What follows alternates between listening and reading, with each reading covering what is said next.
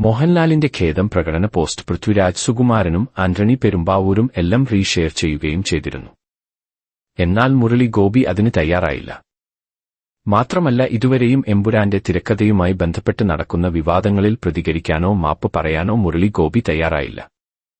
എമ്പുരാൻ വിവാദങ്ങൾ കത്തിപ്പടരുന്നതിനിടെ ഈദ് ആശംസകൾ നേർന്ന് മുരളി ഗോപി എത്തിയപ്പോഴും മലയാളികൾ പോസ്റ്റ് ഏറ്റെടുത്തിരുന്നു.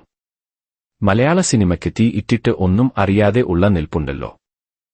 ആണൊരുത്തന് ഈദ് ആശംസകൾ നേരുന്നു, മാപ്പ് പറയില്ല എന്ന് ഞാൻ ഉറച്ചു വിശ്വസിക്കുന്ന വ്യക്തിത്വം, വെറുപ്പിന്റെ ആശയത്തെ സിനിമയിലും സിനിമയിലൂടെ പുറത്തും ലോകത്തിന് കാട്ടിയ ധീരതയ്ക്ക് നന്ദി.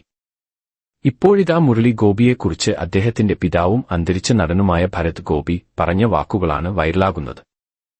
ഞാൻ ഒരു ആക്ടിംഗ് കപ്പാസിറ്റിയുള്ള ആളാണെന്ന് മറ്റുള്ളവർ പറയുന്നത് പോലെ തന്നെ എന്റെ മകന്റെ കയ്യിൽ സിനിമയുടെ യഥാർത്ഥ കഥാരൂപം എങ്ങനെയാണ് ഉണ്ടാക്കേണ്ടത് എന്ന് വളരെ കൃത്യമായി അവന് അറിവുണ്ട് എന്നത് അപൂർവ സിദ്ധിയായിട്ടാണ് എനിക്ക് തോന്നിയിട്ടുള്ളതെന്നാണ് മുമ്പൊരിക്കൽ ഭരത് ഗോപി പറഞ്ഞത്.